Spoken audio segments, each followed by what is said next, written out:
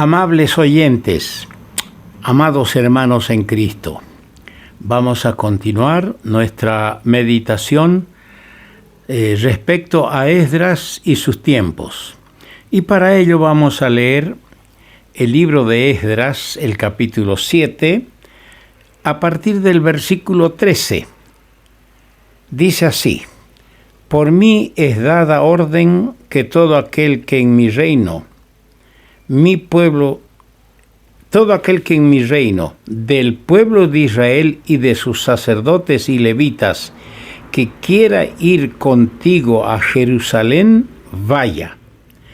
Porque de parte del rey y de sus 7 consejeros eres enviado a visitar a Judea y a Jerusalén, conforme a la ley de tu Dios que está en tu mano, y a llevar la plata y el oro que el rey y sus consejeros voluntariamente ofrecen al Dios de Israel, cuya morada está en Jerusalén.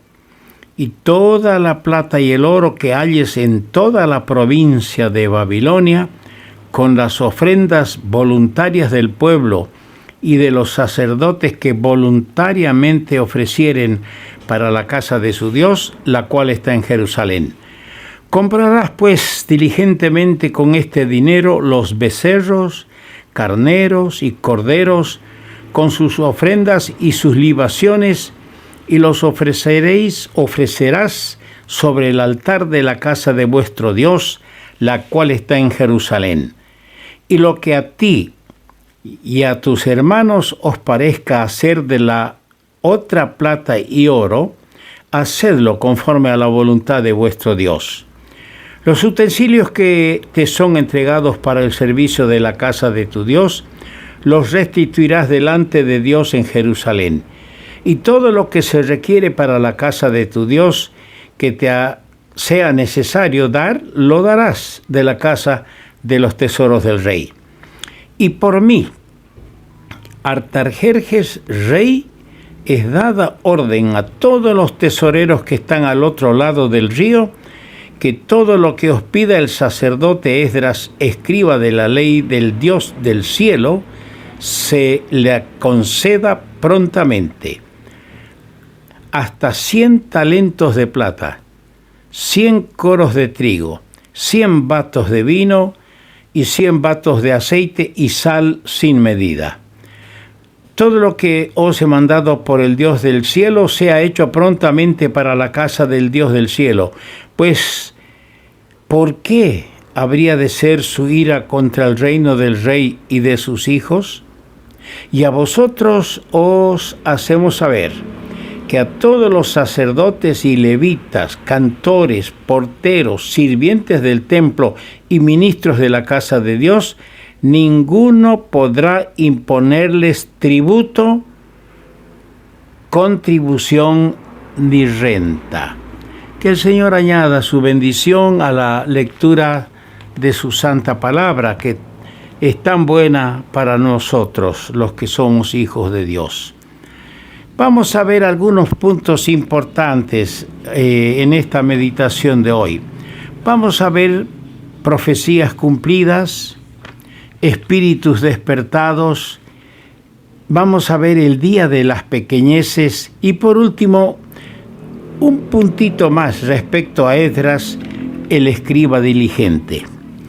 Primero, consideramos lo que ya se ha leído en el capítulo 1, versos 1 al 5 y lo que acabamos de leer, profecías cumplidas. Se ha dicho que la profecía es la historia escrita con anticipación. Es Dios quien, por boca de sus profetas, anuncia acontecimientos futuros que Él mismo luego se encarga de hacer cumplir. Aquí, en nuestro relato, un monarca pagano, primero Ciro, rey de Medos y Persas, y luego Artajerjes, juega un papel importante en el desenvolvimiento de importantes sucesos profetizados. Dios había hablado por boca del profeta Jeremías y eso se registra en Jeremías 29, versículo 10, cuando en Babilonia se cumplan los 70 años, yo os visitaré y despertaré sobre vosotros mi buena palabra para haceros volver a este lugar. Mire, la palabra es la que despierta o es la que produce el avivamiento en el corazón y en el pueblo de Dios. El Señor les dijo, despertaré sobre vosotros mi buena palabra para haceros volver a este lugar. Pero hay más. En la profecía, en la historia escrita con anticipación, como dijimos que es la profecía, el mismo nombre del monarca, que sería el instrumento en manos de Dios en la restauración de su pueblo, el mismo nombre del monarca fue anunciado varios siglos antes por boca del profeta Isaías en el capítulo 44, versículo 28, que dice de Ciro, es mi pastor. Fíjese, Ciro, y ese es el monarca. Ciro es mi pastor y cumplirá todo lo que yo quiero. Al decir a Jerusalén, serás edificada, y al decir al templo, serás fundado. Y en el capítulo 45, versículo 1 dice, así dice Jehová a su ungido, a Ciro. Muchos años antes fue dado el nombre, antes de que el pueblo vaya al cautiverio, fue dado el nombre del monarca.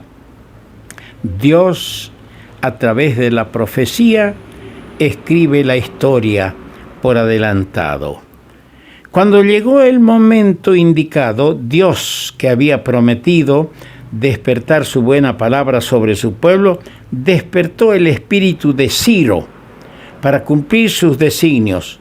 Hemos leído así en Esdras capítulo 1, versículo 1. En verdad, decimos nosotros, juntamente con el apóstol Pedro, está en 2 Pedro capítulo 1, versículo 19. ¿Qué dice allí? Tenemos también la palabra profética más segura, a la cual hacéis bien en estar atentos como a una antorcha que alumbra en lugar oscuro, para que el día esclarezca y el lucero de la mañana salga en vuestros corazones. La palabra profética segura, a la cual hacéis bien estar atentos como una antorcha que alumbra en lugar oscuro. ¡Qué bendición recibimos los que somos del Señor! Tenemos la palabra de Dios en nuestras manos, en nuestro idioma. Ahí está la profecía. Solo tenemos que dedicarnos, hermano mío, a leer, a escudriñar, a investigar, a inquirir con toda pasión, con toda nuestra alma y nuestro ser, la palabra del Señor. La profecía, esa que nos es entregada en las Sagradas Escrituras, anuncia una mañana gloriosa. Y uno de estos días se verá la estrella de la mañana y vendrá Cristo para llevar a los suyos. Hablando de los espíritus despertados, hay una lista de personajes a los que el Espíritu Santo despertó, la palabra despertó. Es así como Dios envía avivamientos en medio de su pueblo, despertando espíritus. Él vuelve la atención de algunos, no de todos, de algunos suyos hacia la palabra escrita hasta hacer arder por ella sus corazones. Es por la profecía Dios mete fuego al corazón. Y luego ese fuego se extiende y arde en tantos otros corazones, hasta llegar a ser un poderoso incendio espiritual, un avivamiento espiritual. Y los propósitos de Dios se llevan a cabo. El primero cuya atención Dios concentra en su palabra en aquellos tiempos, ¿sabe quién fue? Es el anciano profeta Daniel. No está aquí en Esdras su nombre, pero está en Daniel. Dice en Daniel capítulo 9, verso 2, yo, Daniel, miré atentamente en los libros el número de los años de que habló Jehová al profeta Jeremías, que habían de cumplirse las desolaciones de Jerusalén en 70 años. Allí en el cautiverio, este joven que nunca quiso mezclarse ni con la comida de Nabucodonosor, allí el Señor despertó el espíritu de este joven para investigar en las Sagradas Escrituras. El resultado es que Daniel vierte su alma en una ardiente oración, con humillación y confesión, porque descubrió que era tiempo de volver a reedificar Jerusalén. Solo Dios sabe en qué medida influyó aquella oración de este anciano profeta Daniel, en qué medida influyó y el corazón ardiente de este anciano, en qué medida influyó al rey Ciro, en cuya presencia él servía, y a los demás cuyos espíritus despertó Jehová, a Josué hijo de Josadac, a Zorobabel, a Esdras, a Nehemías y aún a Ageo y Zacarías los profetas.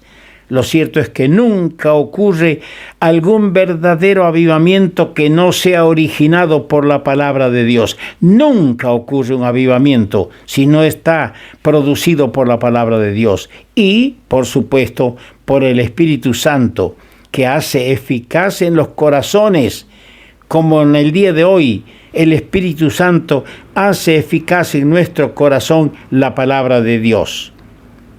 Movimientos que nos muestran sujeción a las Escrituras. Yo le digo esto, hay movimientos hoy que no muestran sujeción, subordinación a las Escrituras. No son, en muchos casos, todos estos movimientos más que excitaciones provocadas por medios artificiales y no por la palabra de Dios. Quiero leer un texto que viene aquí y está en lo que vamos a decir. En Zacarías, el capítulo 4, vamos a leer Zacarías el capítulo 4, versículo 10. Dice de la siguiente manera: porque los que menospreciaron el día de las pequeñeces, los que menospreciaron el día de las pequeñeces se alegrarán y verán la plomada en la mano de Zorobabel. Estos 7 son los ojos de Jehová que recorren toda la tierra. Qué lindo es que nosotros podemos recurrir a las Sagradas Escrituras por todo ello, para descubrir lo que Dios tiene que decirnos. Aquí hemos leído los que menosprecian el día de las pequeñeces. El avivamiento ocurrido en Jerusalén en los días en que terminaron los 70 años de cautiverio, no tuvo resonancia sensacional. Ese avivamiento no tuvo resonancia sensacional en cuanto a los resultados visibles. ¿Por qué?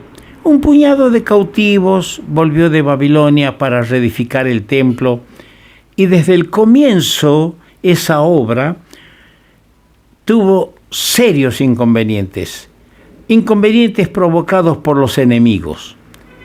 Se interrumpió la obra, dice el relato en Esdras 4:24, se interrumpió la obra por causa de esa feroz oposición durante varios años. Pero, a pesar de que el Espíritu Santo describe ese periodo de oposición y cesación de la obra, lo describe como día de las pequeñeces. La obra de Dios, según sus planes, se lleva a cabo y sin duda aquella obra hecha en medio de grandes dificultades aportó a sí mismo grande gloria a Dios. Si estás en una situación así, hermano, trabajando en medio de grande oposición, si parece que hay momentos, todo se va a acabar, todo se va a apagar, no te olvides, puede ser el día de las pequeñeces, pero de allí surgirá la gloria y la honra para Dios, siempre y cuando tu corazón tenga el fuego encendido que Dios enciende por medio de su palabra y de su Santo Espíritu. Terminamos nuestra reflexión considerando a Esdras el escriba diligente. Hemos ofrecido algunos pensamientos acerca de Esdras en el anterior mensaje y no los voy a repetir. Solo notaremos un punto importante con referencia a este hombre de Dios. ¿Cuál era ese punto importante? Su profundo ejercicio de corazón hacia la palabra divina. Su determinación a probar todo a la luz de las Sagradas Escrituras y aplicarla en todos los asuntos relacionados con la obra y el pueblo de Dios. Los capítulos 7 al 10 de Esdras son una demostración de esto. No nos extrañamos, pues, que vez tras vez él, Esdras, testifica que la buena mano de Dios estaba sobre él.